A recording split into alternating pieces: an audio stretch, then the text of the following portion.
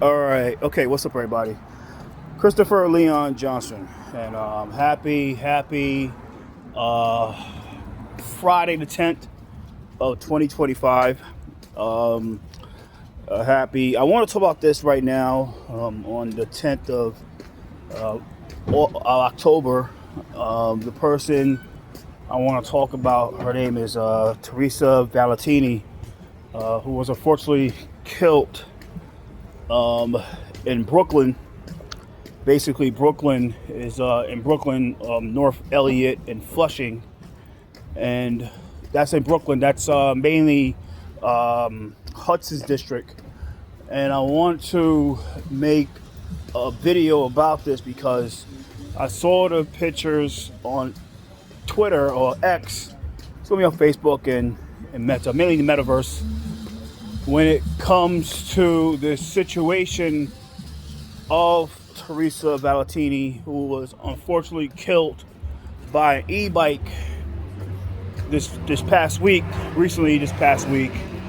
and the e-bike operator was operated with somebody standing behind it, like a passenger, like in the hood. Like I said, like in the hood, it happens a lot where you have the person that's operating the bicycle or the moped, and they have like a passenger behind it or standing on top of it.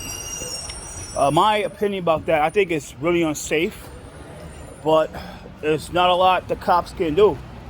And the people that can really regulate this stuff can do, because they know the main people that are doing it, which are black and Latino, and they're scared to be called racist. And to be honest with you, even when you got right now a transportation commissioner that is a Dominican, Latino, you have a Department of Consumer Protections commissioner that is, I think she's Puerto Rican, fucking Latino, no, Viaga, she's Puerto Rican, and then you have the commissioner, like they can get around with a commissioner that is white, who's a Jewish white lady, but these elected officials and the agencies are scared of pissing off the black and Latino voter bloc. So what happens is that they really don't want to crack down and make rules and laws where that if you operate a bicycle or you operate a vehicle like a moped or e-bike or a Vespa, it should be where only one person be riding the bike, operating the thing, and nobody should be standing or riding behind it. They can easily do that.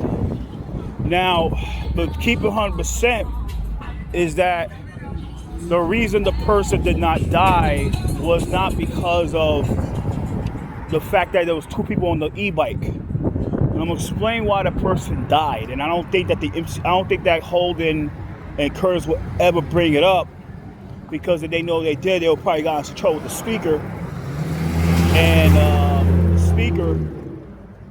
they got in trouble with the MTA. So to keep it 100%, I'm gonna explain what really killed that lady, and that's why I was like, thank God. Like, I asked somebody, like, will they do a press conference about this? The person Brooklyn Borough President, Janine, she said no.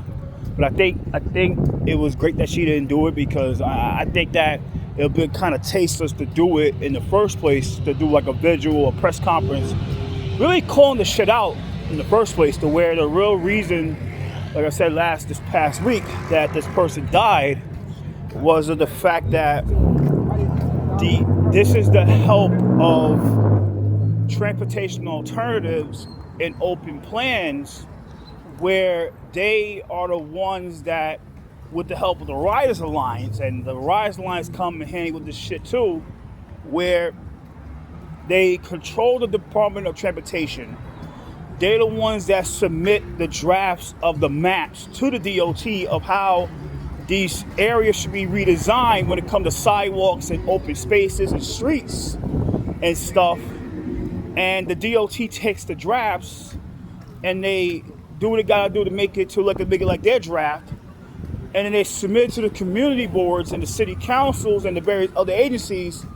And without the proper community input or controlled input and manufacturer consent, these street designs get approved with like minimal opposition at the end of the day.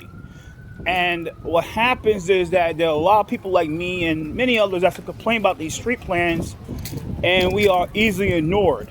And then we make these statements saying that, look, these street design plans are going to put the streets in more danger, and it puts more people in more danger with these street design plan where you have a full block, like let's say right here, like St. John's Place, right? You have a full block right here. Like I said, let's say these cars right here no longer be on the curb or the sidewalk, right? They can easily do that. You take the cars on the sidewalk and dedicate to a bike lane, and then it's like you dedicate to a bus lane, and you keep the bike lane, and then the only thing to come down. It's just like the way they make sure that cars are not allowed to park on the sidewalk, and then it's only buses allowed to park and stop and shit like that. And if you have a car, you stop, you get a ticket. It's where that stuff like this does nobody no favors. And you see the design on North Elliott and Flushing. It was just where, like, look, that was gonna be a disaster. It was a disaster ready to happen, where you put a bus lane where buses could drive at right next to the cycle lane. It's just where, like, look, it happened. What's up, man? It's something where that it happens. Like it was bound to happen, and unfortunately, she lost her life because of this. But the truth of the matter of fact is that it's something where that, and I'm gonna keep 100% that this stuff's gonna keep on happening because TA and Open Plans owns the DOT, and they own these other agencies. And I said before, they go around every community board and they intimidate the chairs and the transportation committee chair and all these other chairs into dancing to their dirty beat. And if they don't, they're going to get ran out the community boards. And they own these borough presidents, especially in Brooklyn and Queens. They own the Brooklyn borough president, Reynoso. They own the Queensboro president, Donovan Richards, and they own the Manhattan borough president, fucking Mark Levine. And the now incoming is just gonna be just as bad, Mr. Brad Hoyer-Siegel. But like I said, it's just weird that until people start really coming out and start calling out these nonprofits that allow this fuck shit to happen, you're gonna have more of these issues in the city. And don't expect the elected officials to do anything about it, because a lot of them are captive to these nonprofits, and it's something to where that, look, one more thing, and I'm gonna add this here, that, like I said, when it comes to delivery research, people are like, well, Chris, why are you not going crazy about delivery? Let me explain why, right? Like I said earlier, my other video said, look, you get ignorant to the bullshit, and I really was, but you have to understand. What's up, boy? What up, man? Chilling, man. Chilling, man. Yeah, I'm good, man. Chilling. So is that it's where that they get these deliveristas, and the deliveristas are really small to the situation. They come out and they, like I said, they get them to say, oh, we need this because of this, and that, and they know who to use. They know who to use, and it's what it is. So you can't get mad at people they use. But going forward, I want to make clear in 2025 that stuff like that right here, right by my block, you take away five parking spots to put a fucking city bike rack, but this is what they want to do, right? They take away 5 parking spots, put a fucking city bike rack, but this is what they do. It's something where, like I said, at the end of the day, we're gonna have more of this stuff happening, because, like I said, it's something where that, like, the nonprofits run the show in the city. You know what I'm saying? It's fucking sad. And Curtis Sweela will never call it out. Bob Holden, he really can't call it out no more, because it's really backfiring to where, like, people believe, like, people take it, they were like, well, what happened with Bob? What happened with Vicky Palladino and shit like that? Because what happened in I think it was at Bayside or Whitestone, where they had this meeting, and Vicky did a lot of misinfo,